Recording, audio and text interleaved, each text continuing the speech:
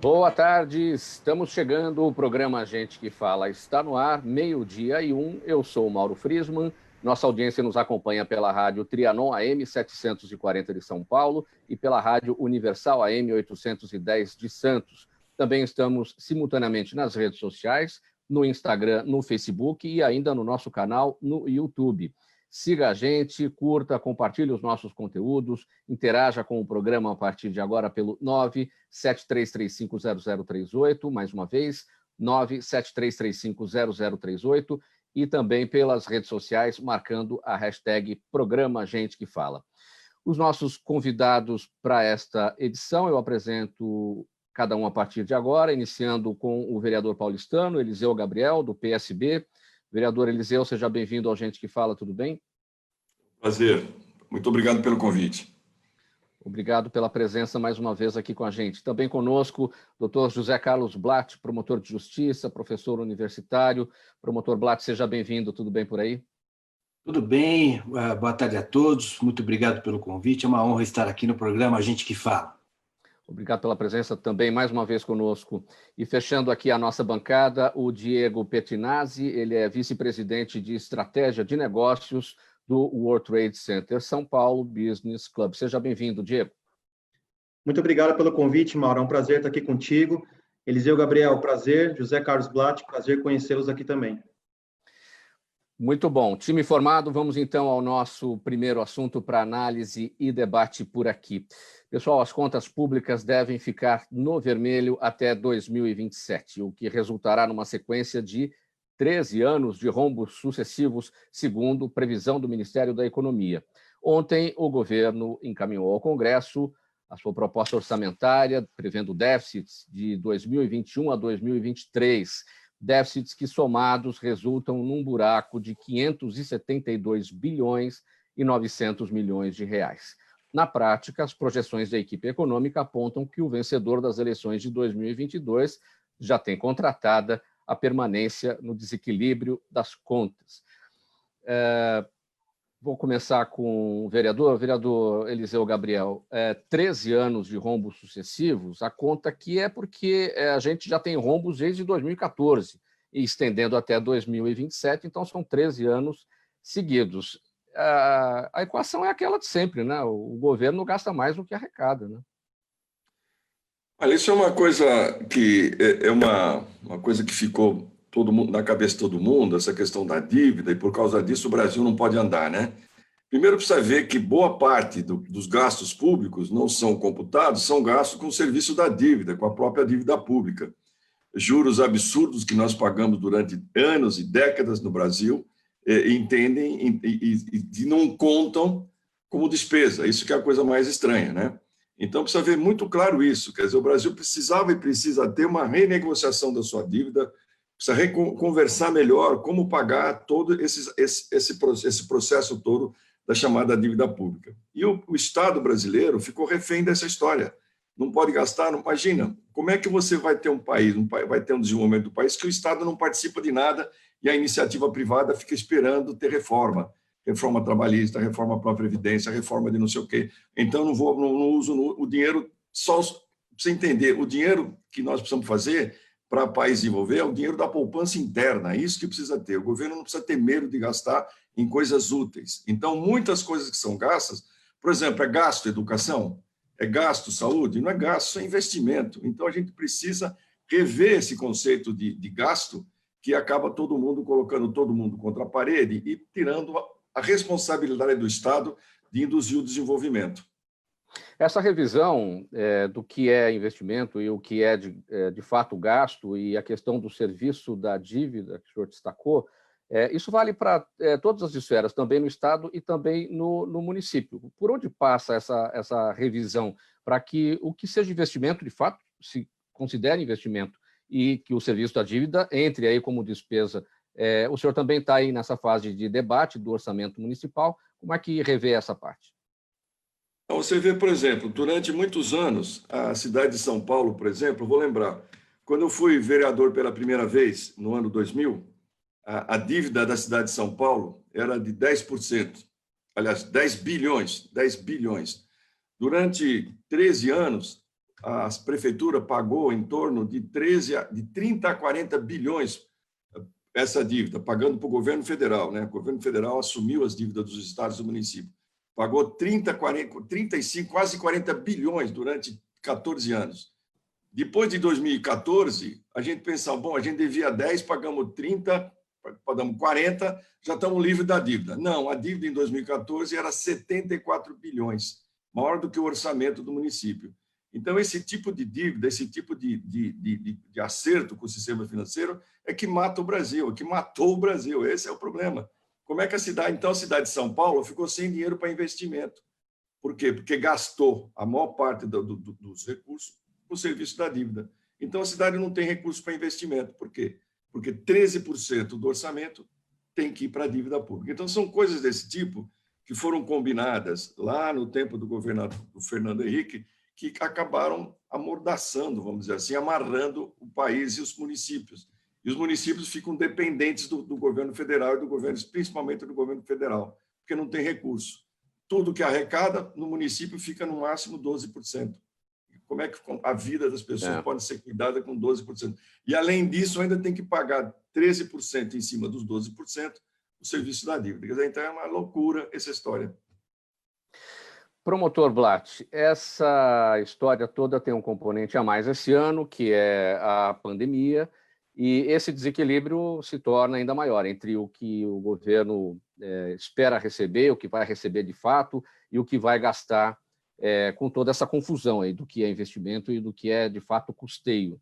Como é que o senhor observa? Não precisa mais nada dizer que o grande problema da dívida pública é também a questão do sistema de arrecadação, ou seja, o que arrecada o município de São Paulo, que é o terceiro maior orçamento do país, pouco fica aqui, né? E esse dinheiro todo que acaba desaparecendo dos cofres públicos, de uma maneira ou de outra, acaba indo para o ralo, de uma maneira ou de outra, ou para o ralo profundo, né, do funcionalismo público, né? A folha de pagamento do Estado nababesca, ou então indo para o ralo da corrupção, né? Agora, com a pandemia, né, estabeleceu-se aí uma farra do Covid, né, na minha opinião, né? Os municípios aproveitaram a pandemia para a questão das contratações emergenciais e se locupletaram. Basta ver o que aconteceu com o governador do Rio de Janeiro, que é um exemplo clássico, né, de corrupção, que colocou ali pessoas para, obviamente, fazer o dinheiro público desaparecer através das OS, etc. E isso se repercute por todos os municípios do país afora. E mais, né, no estado de São Paulo são 600 e tantos municípios que tem um município pequenininho, com 1.000 e tantos habitantes, que tem Câmara Municipal, tem Prefeitura, tem todo o serviço público municipal à disposição, e, na verdade, é um dinheiro que vai para o ralo, ou seja, o que falta no Brasil é vergonha na cara, na minha opinião, a gestão administrativa é completamente arcaica, nem sempre o bom político é um bom gestor, né? E a gente precisaria realmente reformatar a questão do sistema de arrecadação, porque não é um sistema injusto, né? Ou seja, São Paulo arrecada, São Paulo produz e acaba alimentando ou retroalimentando outros esquemas, e a dívida pública de São Paulo, por exemplo, não para de crescer. Diego, em qualquer família é a mesma coisa. Se você gastar mais do que arrecadar, não vai dar certo, né? Perfeitamente, a conta não fecha, né? E o Brasil vem acumulando essa herança desde 2014. Então, a gente tem ano a ano acumulado aí mais gastos do que receita. Então, realmente a conta não fecha. Isso não fecha em nenhum lugar, né? Então, a preocupação é que o Brasil sofre, apanha, isso vira uma bola de neve. O empresariado, né, o setor produtivo privado acaba acompanhando e apanhando aí junto com todo esse emaranhado tributário, toda essa falta de consolidação fiscal, né? E isso, obviamente, prejudica a sociedade de modo geral. Eu acredito que o Brasil, de modo geral, tem que se espelhar em nações que dão certo e que deram certo. Então, o que a gente puxa muito, né, e tenta orientar é que realmente exista aí um aprendizado com outros países que até já passaram por situações complicadas, como nós passamos, né, de gastar mais do que arrecadar, e hoje estão super bem no cenário econômico mundial.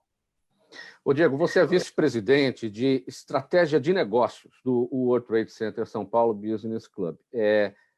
Como é que ficam as estratégias de negócios quando você toma conhecimento, né, de um buraco desse tamanho que vem pela frente nas contas públicas do país? Como é que o empresariado olha para frente? É o grande desafio. São alguns leões por dia. Né? Antes, pré-pandemia, mas já vivendo um momento de dificuldade no nosso país, o empresariado, seja o alto executivo, né, que coordena empresas de grande escalão, ou até mesmo o pequeno e médio empresário, que é a grande maioria, né, do cenário nacional, tem que remodelar o seu modelo de negócios a todo momento.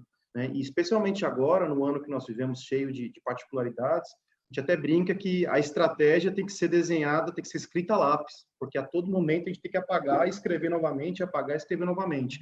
Não só pela dificuldade que o brasileiro já herda por conta desse emaranhado fiscal, dessa complexidade tributária, mas especialmente por um momento como esse que nós vivemos aí de pandemia e de situação. Então, é difícil viver num chapéu aí de dono de empresa, né, e também de alto executivo. São noites de sono que realmente comprometidas.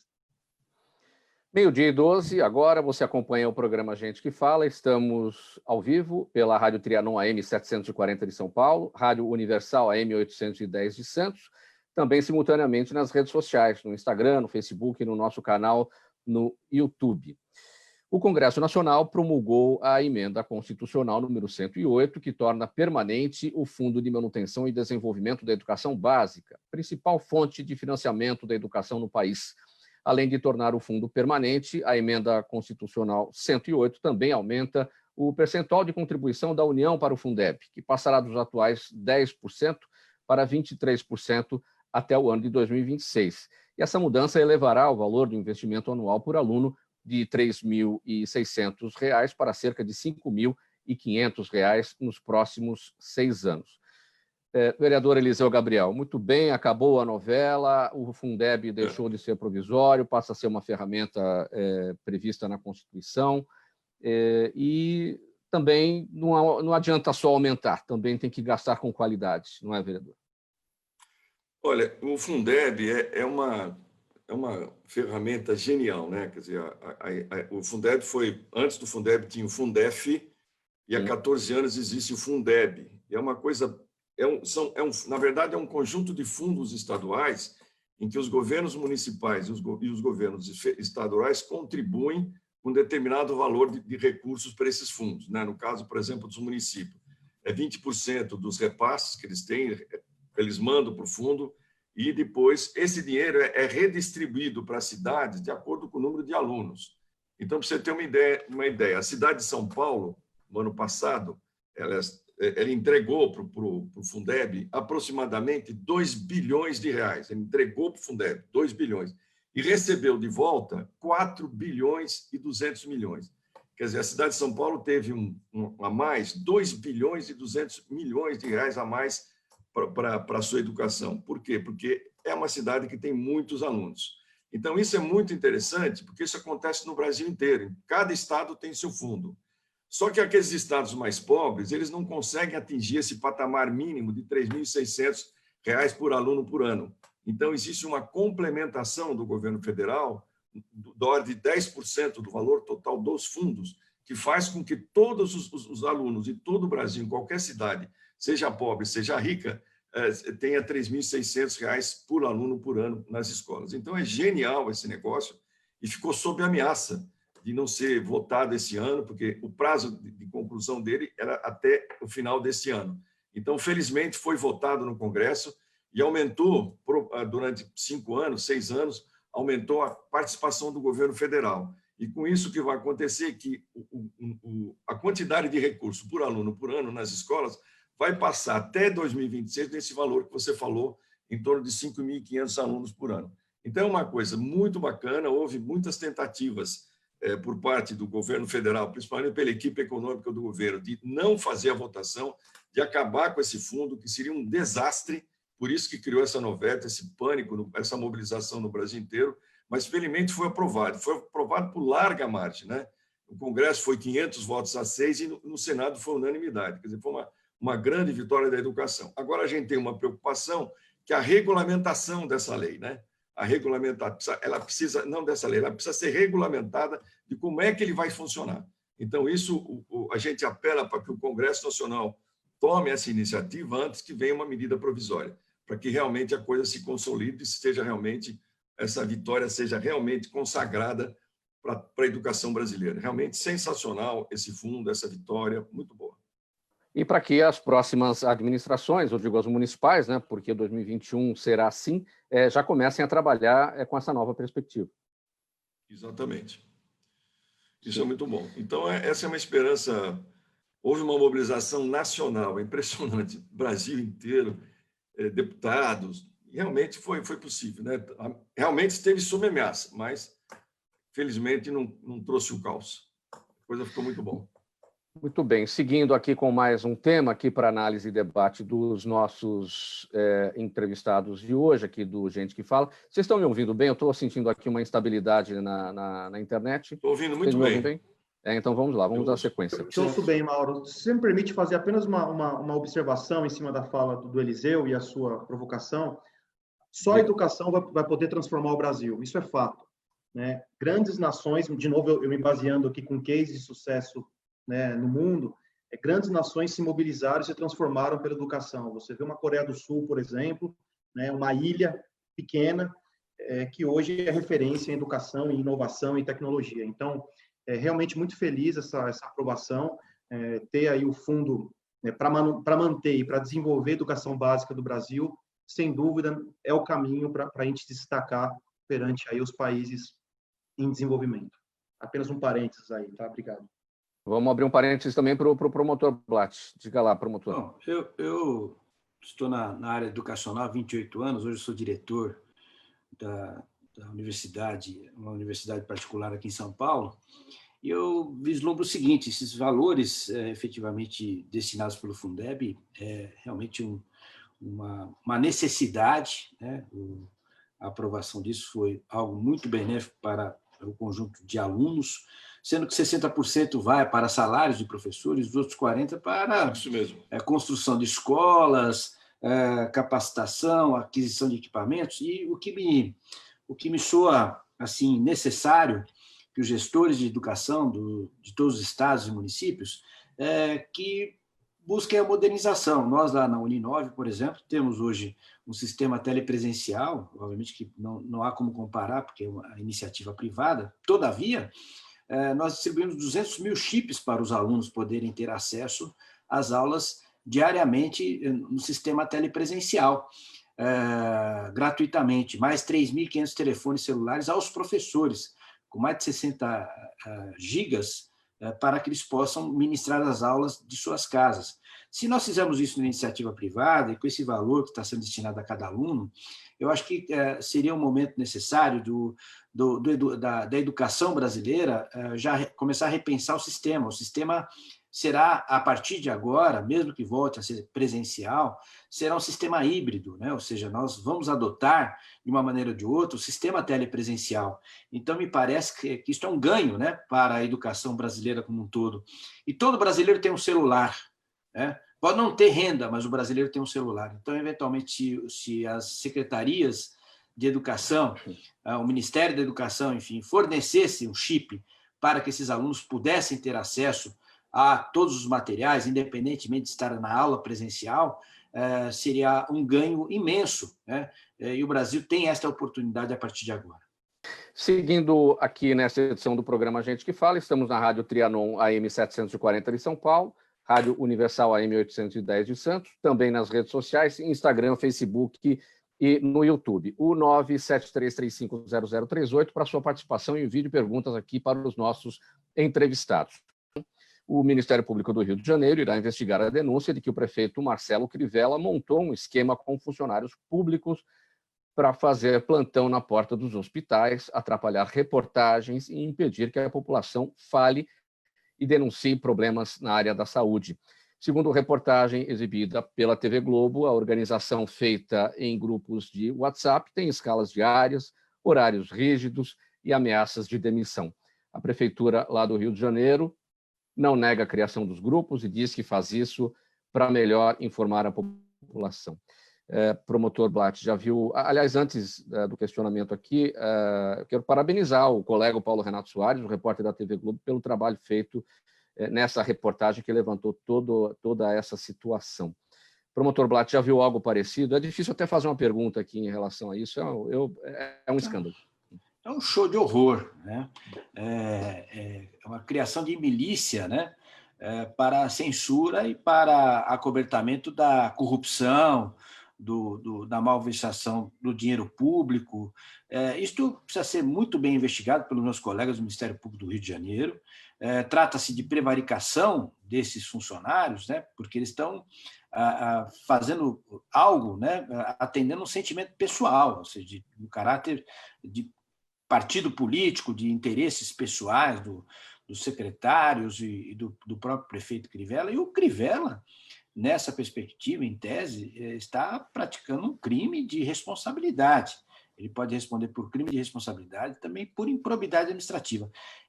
Eu, sinceramente, Mauro, nos últimos anos, eu como promotor de justiça, já vi de tudo, né? Mas a cada dia que passa, né, eu sou surpreendido, né? Ou seja, um velho promotor na trincheira que combate a corrupção há tantos anos, né, o crime organizado, eu fico estupefato. Esta reportagem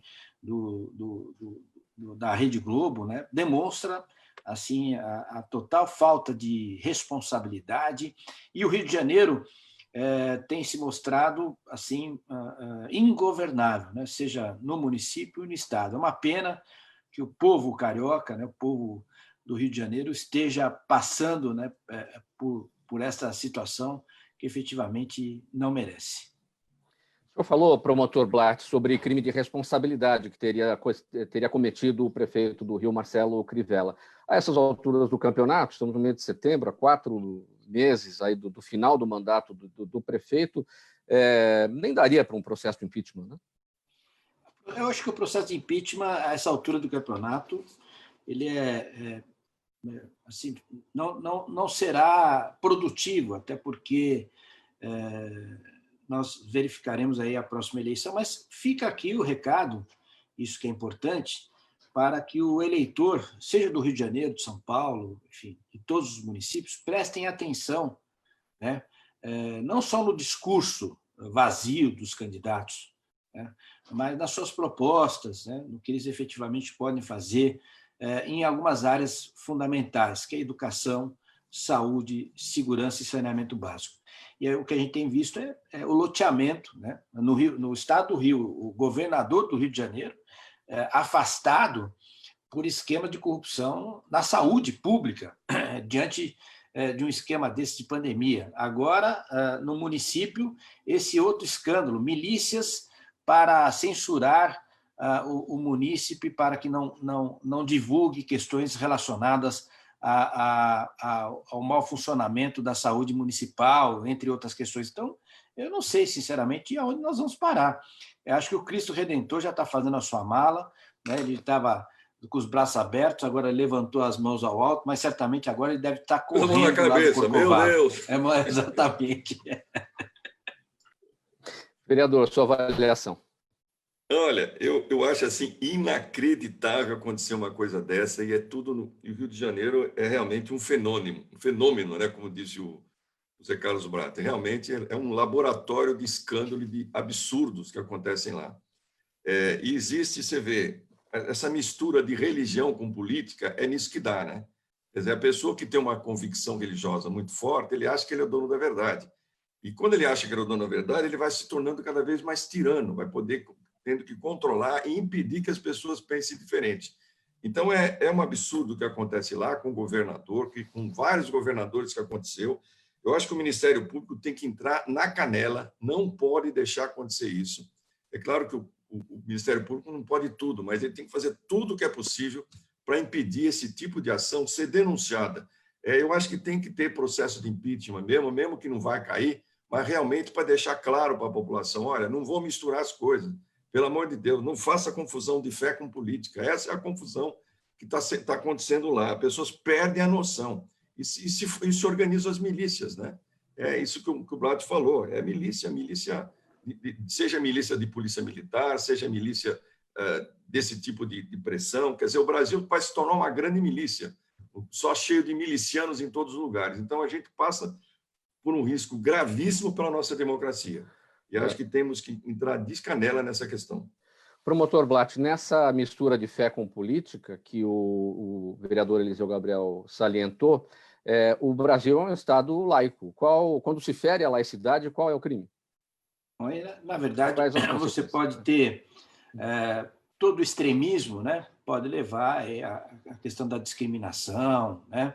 Até porque se você valoriza uma religião em detrimento de outra, né? Você está diminuindo o espaço à liberdade religiosa do próximo. Enfim, é uma questão muito complexa, até porque também a própria Constituição Federal estabelece o direito à liberdade de você escolher a religião ou não, né? As pessoas que são ateístas. Então, o que a gente não pode misturar, e aí é uma questão fundamental, é que o Estado ele tem que ter uma gestão administrativa e não uma gestão religiosa, seja católica, evangélica, espírita ou qualquer outra religião possível. Então, as pessoas precisam entender que quando saem das suas igrejas, saem dos seus cultos, né, eles deixam lá o bispo, o padre, enfim, o que está fazendo o culto, né, que é a sua posição. E quando ele vem para a rua, para a via pública, vai para a sua casa, é uma outra situação, né? Ou seja, não vai depender do seu dízimo, não vai depender da sua fé, mas da boa gestão do dinheiro público, né? Até porque fé demais não cheira bem, né? Diego, o seu comentário. Não, acho que não tem muito a comentar. É lamentável uma situação como essa, que você trouxe aí para nós. E é incrível, é impressionante o desserviço que as autoridades fazem no país. Que o Rio de Janeiro tem sofrido, é um refém, né, da má gestão, e é impressionante o nosso poder, das nossas autoridades, né, de desserviço à comunidade, à sociedade, ao empresariado de modo geral. É lamentável. Muito bem, quero trazer para a conversa agora, meio-dia e 28, o Daniel Matos, economista, perito judicial, advogado, especialista em direito tributário. Daniel, seja bem-vindo. Como é que você está? Opa, bem, e você, e agradeço o convite. Daniel, agora pela manhã foi anunciado o tombo, né, recorde do PIB de 9,7% no segundo trimestre. O Brasil entra de novo em recessão, porque são 2 trimestres seguidos, né, de PIB negativo. Então, tecnicamente, o Brasil já está em recessão. E a sua avaliação em relação a esses dados? Era o que se esperava, né? Isso, na verdade, havia-se previsões, né, ou projeções de que o tombo seria maior, né? Isso é um efeito natural, uma vez que a atividade econômica ela ficou parada, acho que, se eu não me engano mesmo, foi do meio de março até o final de abril, começo de maio, e, logicamente, que isso impacta, e o impacto é forte, né?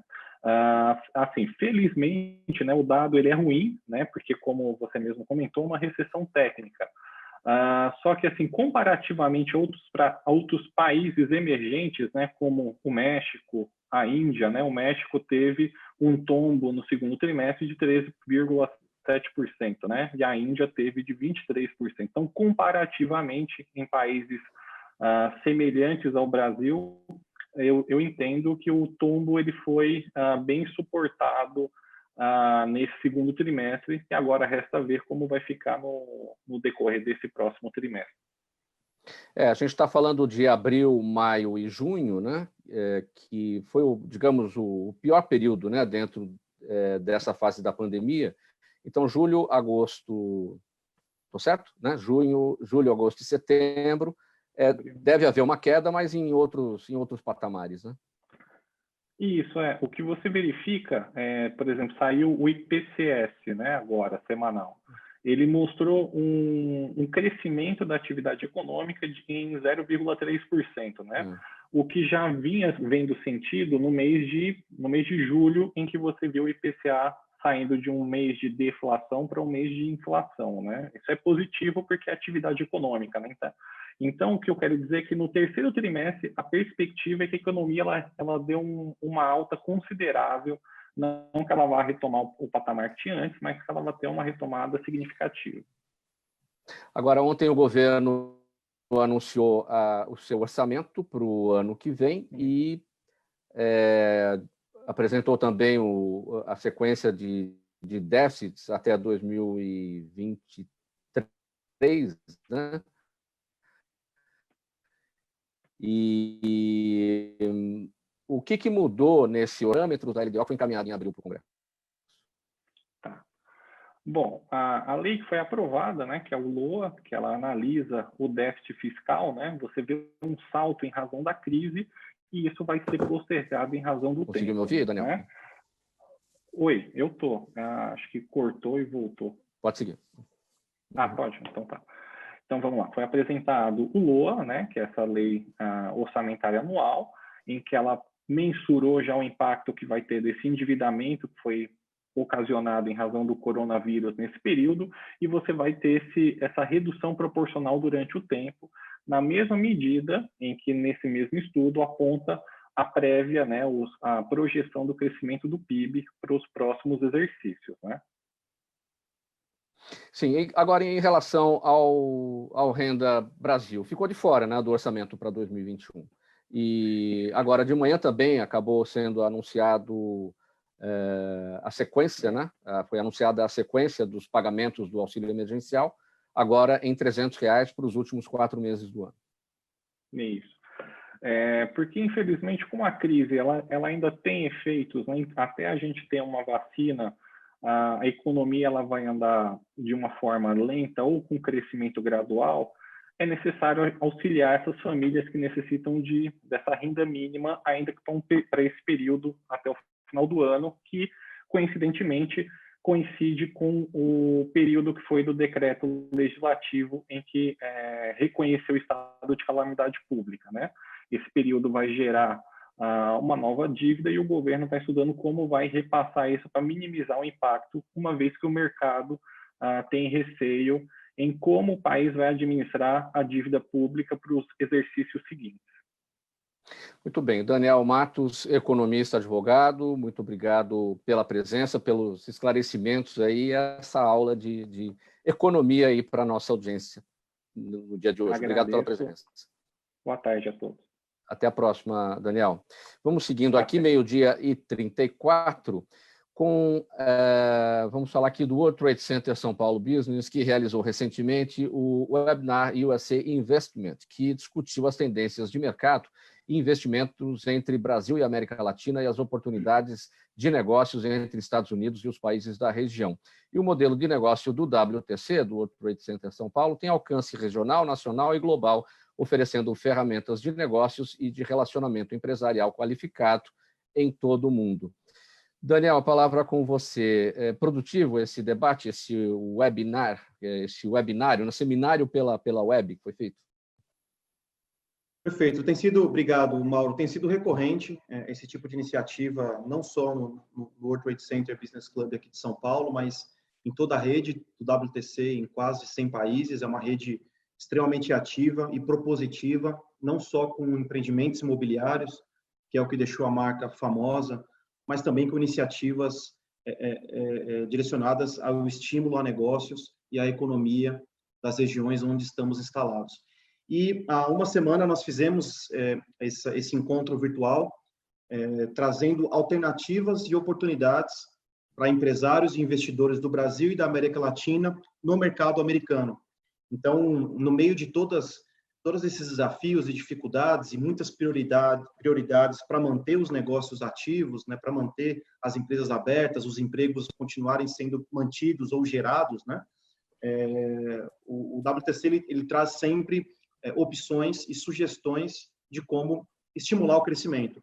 E nesse webinar, né, que você comentou, nós reunimos mais de 100 lideranças, 11 países conectaram, né, é uma das facilidades, né, de você fazer um encontro virtual, você consegue mobilizar, independente da logística, né, você consegue mobilizar audiências de todos os cantos do planeta. Então, nós conseguimos conectar aí mais de 10 países, discutindo com especialistas americanos quais são as melhores formas, quais são os melhores e os passos mais ágeis para entrar no mercado americano, né? E quando você fala o inverso, né? Empresas e investidores que querem entrar no mercado brasileiro ou no mercado latino-americano, isso acontece também de modo recorrente. A gente tem sido muito procurado, o Brasil está um país barato, né? O câmbio favorece nesse sentido, então a gente tem sido muito procurado por empresas de todos os segmentos e de todos os continentes, especialmente o continente asiático, mas muita gente da Europa, muita gente dos Estados Unidos, querendo entrar na América Latina, especialmente do Brasil, que acaba protagonizando aí a economia na região, justamente para alternar investimentos dentro dos seus negócios. Então, desde o segmento de alimento e bebida até o segmento industrial, ou seja, o setor de serviços, todos olhando para o Brasil de modo extremamente carismático no que tange a investir no nosso gigante aqui. E o dólar, novamente, né? E o câmbio favorece bastante. Diego, qual é a interferência da pandemia nessa discussão, nesse momento, considerando aí Brasil e Estados Unidos? São os dois países, hoje, epicentro da pandemia, número de casos, número de mortes, e as suas representações, né? Os Estados Unidos na América do Norte e o Brasil, pelo seu tamanho, na América do Sul. Obviamente não tem como hoje você pensar em negócios, pensar em expansão ou manutenção do seu negócio, se não ler, não tem uma raio-x, né, uma fotografia do cenário atual por conta da pandemia. E, obviamente, isso é pauta número 1 em todas as discussões, e o lado positivo, né, do empresariado, especialmente da grande empresa, ou até mesmo do middle market nacional, é que eles têm buscado alternativas. No começo, acho que foi o baque, né, de manter os seus empregos, manter as suas portas abertas, lá em março, abril e maio. Hoje, com a atuação do novo normal, já existem possibilidades e alternativas para crescimento dessas empresas, obviamente mantendo aí todo o pé no chão, né, todo o conservadorismo com relação à situação atual. Então, quando você fala no pico, né, infelizmente, de contágio e também de mortes no Brasil e nos Estados Unidos, é inevitável você pensar no seu negócio dentro desse desenho, dessa fotografia atual, mas existe também o lado da oportunidade, o lado de você poder prestar o serviço à sociedade de modo geral, cada empresa com seu negócio, mas existe também o lado positivo em poder levar alternativas, mesmo num cenário desafiador como esse que nós estamos aqui. Você falou do conceito do novo normal, muita gente tem usado este conceito, há até críticas, tem gente que não gosta de falar desta forma, né? Mas, em se tratando de tendências de mercado e de investimentos, esse novo normal também tem plano A e tem plano B, porque a gente está aí na expectativa de vacina e que as coisas voltem a melhorar no cenário aí sanitário, no cenário da pandemia. Mas digamos que isso não se concretize. Então, existe um novo normal plano B? Eu acredito que sim. Acho que tudo que vai para o lado extremo, ele não é tão positivo. Ele pode até ser negativo. Então, tudo que vai para o lado da extremidade ou do radicalismo, eu tenho um pouco de ceticismo com relação a isso. Mas o que nós vemos hoje, e não tem como fechar os olhos, é realmente um mundo diferente. Mesmo com o nascimento da vacina, espero que o quanto antes isso aconteça, mas mesmo com o surgimento dessa vacina, dessa solução, né, o novo normal, ele, né, essa possibilidade de você ter alternativas dentro de novas tecnologias, dentro de todas as soluções que vieram com a pandemia, elas não voltam para trás. O nosso negócio aqui, por exemplo, é uma prática disso, né? As nossas reuniões, os nossos encontros, o nosso ambiente para negócios no Brasil, em São Paulo, qualquer outro lugar do mundo, sempre foi majoritariamente presencial. E hoje a gente faz muito bem no modo virtual, como nós estamos aqui hoje conectados. Então, isso eu tenho certeza que não vai voltar, né? Pode haver um equilíbrio, haver um ambiente híbrido dentro de todas as situações, do mercado imobiliário, do mercado de alimento e bebida, do mercado de entretenimento, mas voltar às raízes, né? E as raízes, quando eu digo, são 5 meses, 6 meses atrás, eu acho difícil. Vai haver, mas eu acho que as empresas que vão sobreviver com protagonismo, elas vão se adaptar com flexibilidade ágil, né? 12h41 agora, mais um tema aqui para análise dos nossos convidados, nessa edição do programa Gente que Fala. Com a chegada de setembro, a volta às aulas torna-se o centro da discussão da pandemia e a ciência tem dito que é possível voltar desde que com segurança. Os educadores enumeram as perdas, prejuízos à aprendizagem, à convivência social e até o risco de danos graves à saúde mental e à nutrição dos alunos. Mas incertezas quanto à dificuldade de crianças cumprirem regras sanitárias e o número de infectados fazem pais e professores se sentirem inseguros para voltarem às aulas. Vereador Eliseu Gabriel, aquela pergunta que não quer calar, independentemente aí de protocolos, o senhor acha que as aulas voltam de fato esse ano? Acho que dificilmente, né? Dificilmente. É muito inseguro ainda, né? Embora eu acredite que o encontro é absolutamente fundamental no processo da educação, né? No encontro, esse estresse todos deixa as crianças muito emocionalmente muito instável, né?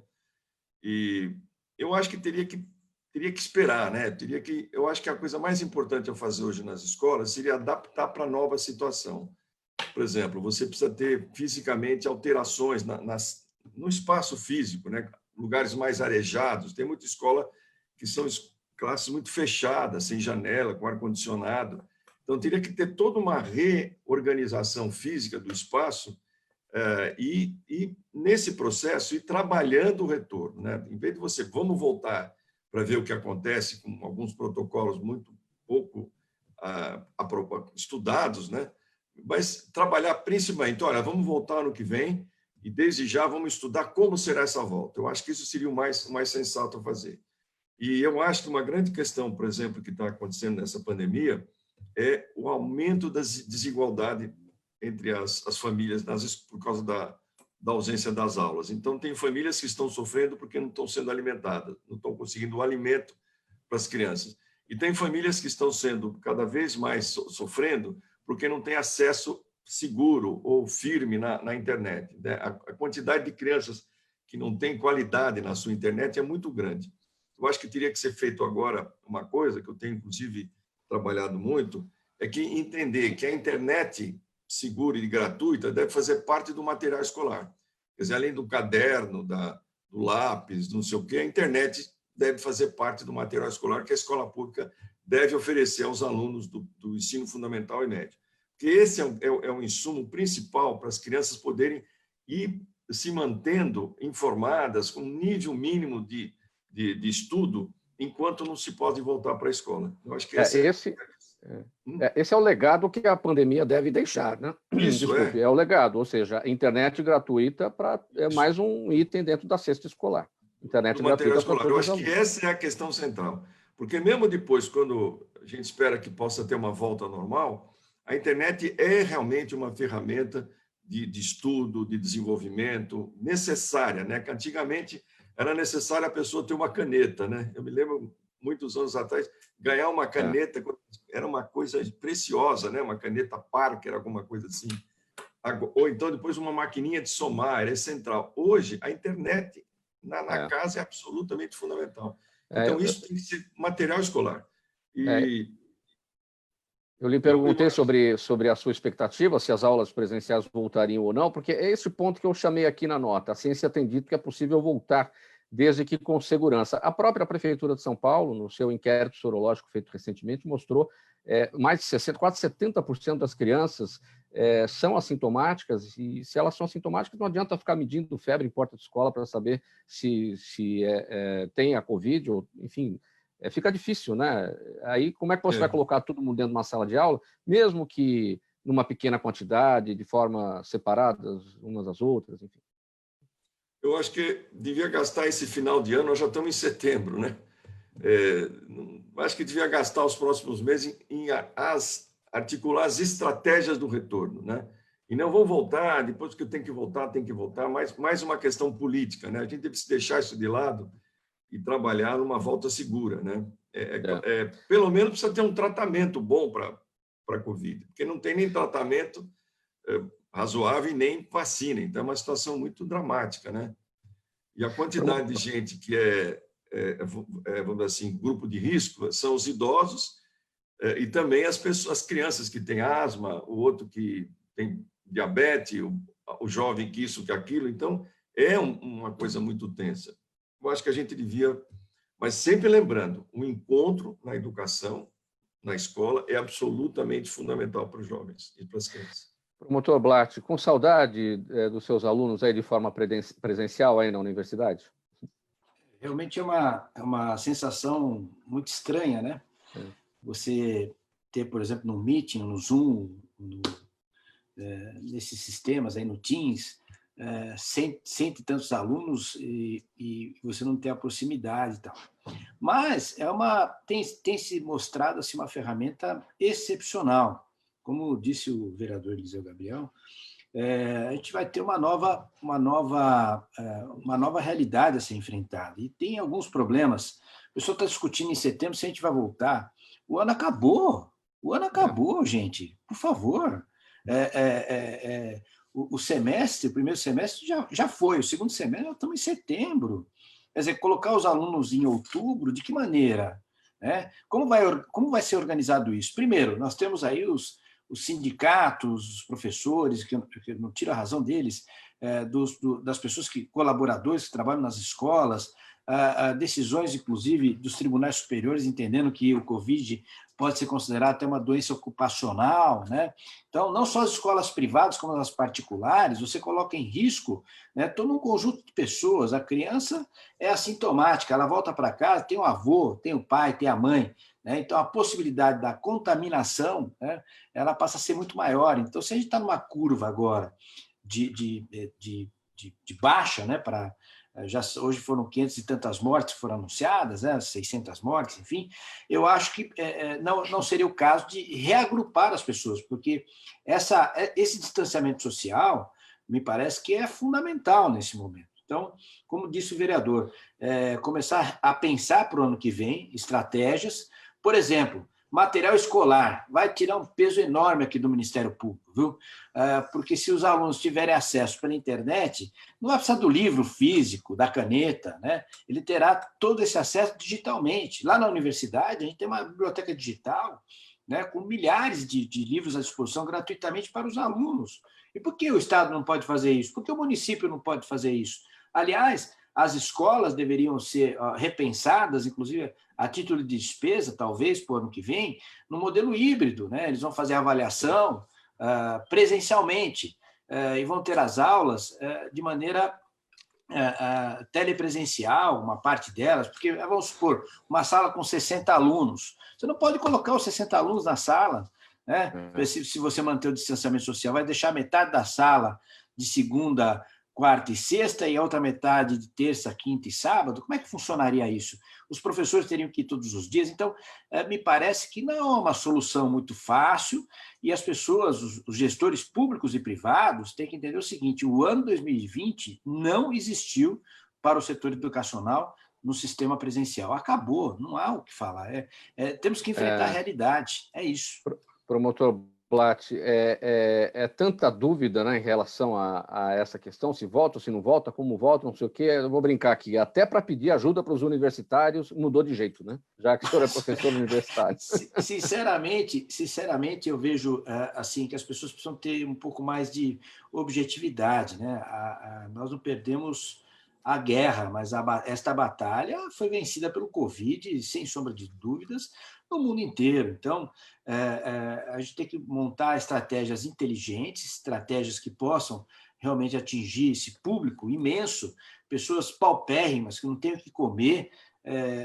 O Estado precisa fazer, obviamente, o seu papel. E na educação, eu faço uma pergunta a todos vocês. A telefonia celular na concessão pública, né, foi privatizado? Então, chegou a hora de cobrar essas concessões públicas, de fornecerem, de uma maneira, obviamente, mais barata, né, para os estados e municípios, né, condições para que os alunos tenham acesso a esses chips gratuitamente. E para o Estado fornecer um sistema de educação telepresencial, não me parece que seja tão caro assim.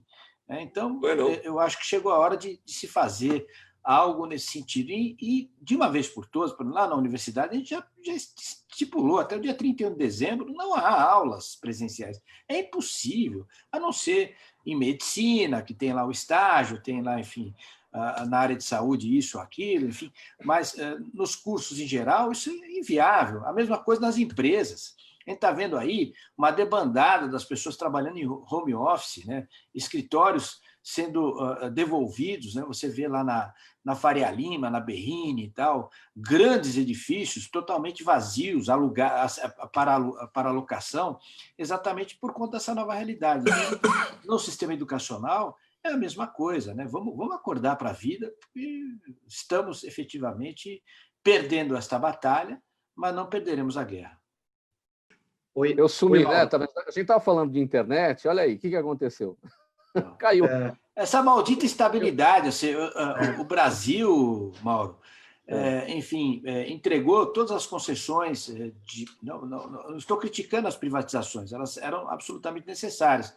Agora temos que chegar no 5G, 6G, sei lá, a modernidade. É verdade que nós temos uma realidade diferente no Brasil inteiro, mas é possível, com a tecnologia que essas empresas detêm, de fornecer internet gratuita para esses alunos, né, e melhorar as nossas, né? Você paga isso é um problema de consumidor também, né? Você vai lá e compra um pacote de uma das empresas dessas, 100 gigas. Aí, quando você vai abrir a métrica lá para saber quanto está chegando 10, né? Então, um baita do estelionato. A gente precisaria melhorar isso um pouco. Eu já medi a minha, é exatamente isso que você falou. Eles mandam de 10% a 20% do que contratam. É um negócio impressionante.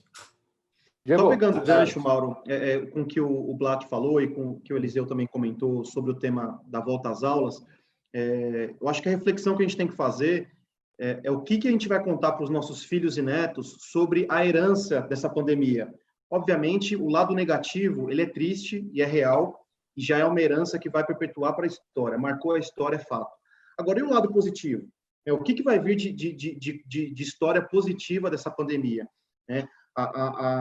O auxílio da tecnologia, da inovação, né, para alguns segmentos, e eu tenho certeza que a educação pode colher esse tipo de herança positiva. Então, acho que goela abaixo, né, é o momento da gente poder rever todo o formato da educação do nosso país, obviamente com auxílio privado, né, fornecendo inovação, tecnologia, especialmente, né, para instituições públicas que são, obviamente, as que são mais carentes. Então, só pegando parênteses ali da fala do Blatt aí no final, justamente a gente poder olhar, né, acho que é a hora de a gente mudar um pouquinho o formato old school, né, o formato quase que pré-histórico aí, a forma de ensinar os alunos, né.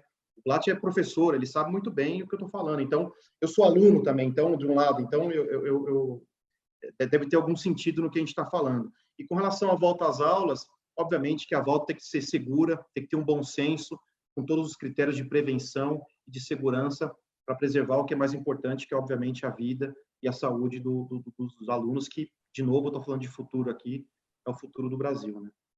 Só falando uma coisa, eu acho assim, a questão da Coreia, você falou sobre a educação na Coreia, realmente foi central, mas teve um forte investimento público no desenvolvimento, grandes planos de desenvolvimento nacional. Coisa que o Brasil não tem, né? A gente pode ter uma grande educação, mas não ter um plano de desenvolvimento, com participação do Estado e da iniciativa privada. Exatamente. Isso que precisa ter uma condução. Perfeitamente. Que os coreanos fizeram muito bem, né? O governo sul-coreano é um patrocinador, é um entusiasta da educação há décadas, né? Então, e do desenvolvimento, né? Perfeitamente. Hoje, tecnologia de ponta. Qual de nós aqui não tem um artigo ou um produto sul-coreano dentro de casa? É uma televisão, é um carro, né? Ou seja, o que não falta são exemplos. Eu tenho aqui minha máscara, coreana. Pois é, desde os mais simbólicos até um carro, até um televisor, até um computador. É impressionante. E você sabe, há 40 anos atrás, 1980, o Brasil tinha uma produção industrial maior do que da China e da Coreia juntas. Há 40 anos atrás, o Brasil era... Agora ficamos aqui presos nessa história, eu sei que você defende essa história de ajuste fiscal, precisa ajustar, claro, preso nessa história disso, do Estado, discutimos essas coisas enquanto eles voaram, e a gente ficou andando para trás. É triste. Eu acho que Eu acho que, por exemplo, o Estado brasileiro tem a grande oportunidade de enxugar seus quadros. Por exemplo, estou falando pelo Ministério Público, por exemplo, né, onde eu tinha um cartório com muitas pessoas para tratar de processos em papel, etc. Hoje não há mais necessidade.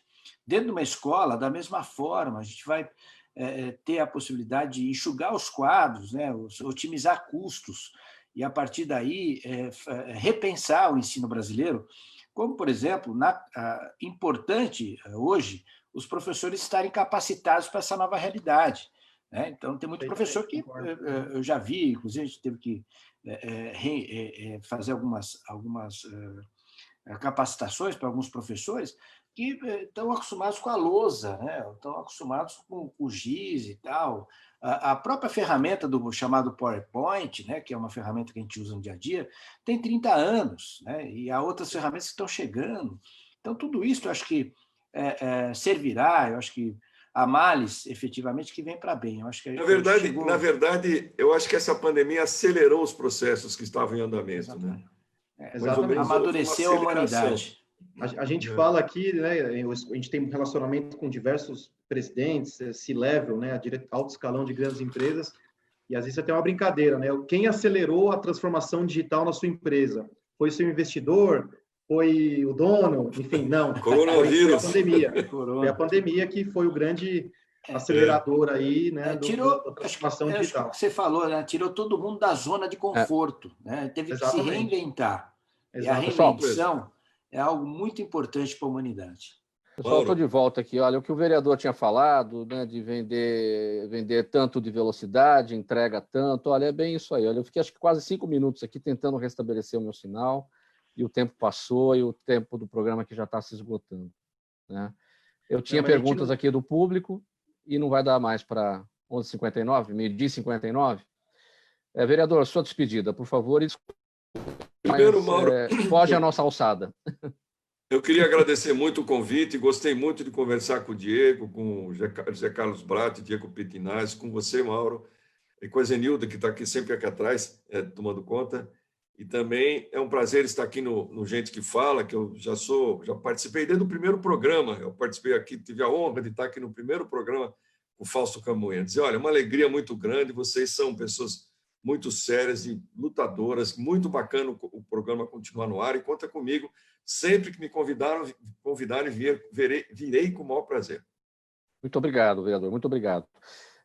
Diego, sua palavra final, bem brevemente. Cara, obrigado, Mauro, obrigado novamente pelo convite. Vereador Eliseu Gabriel, prazer conhecê-lo. José Carlos Bratti, foi ótimo também estar contigo e bater um papo virtual aqui. E Mauro, novamente, a todo o staff, a todo o time do programa, estou à disposição para edições futuras, poder contribuir, se for da nossa alçada aqui, de alguma forma, tá bom? Boa semana a todos, obrigado. Muito obrigado. Promotor Bratti, sua palavra final, está variando de novo o sinal aqui, vamos lá. Eu quero agradecer mais uma vez ao Fausto Camunha, a Zenilda, a você, Mauro, ao meu querido amigo Eliseu Gabriel, Diego, que eu conheci hoje, foi um prazer estar aqui com vocês. Mando aqui meu abraço digital a todos vocês, a todos os nossos ouvintes, né? E espero que a gente possa superar rapidamente toda essa situação, né? E a gente não pode perder as esperanças, a gente segue adiante e tenho todos a certeza que tudo vai dar certo. Muito obrigado. Bem legal, isso mesmo. Muito obrigado, minha gente, pela presença. Em nome de toda a equipe do programa Gente que Fala, o doutor José Carlos Bratti, promotor de justiça, professor universitário, também o Diego Petinaz, vice-presidente de estratégia de negócios do World Trade Center São Paulo Business Club, e o vereador Eliseu Gabriel, vereador paulistano Eliseu Gabriel, filiado ao PSB. Mais uma vez, muito obrigado pela presença. Eu não tenho tempo aqui para a leitura da nossa ficha técnica, em razão dos problemas aqui ocorridos com a transmissão pela internet, mas o agradecimento a você, espectador, que nos acompanhou e são a razão da nossa presença aqui todos os dias. Obrigado pela audiência, tchau e até amanhã.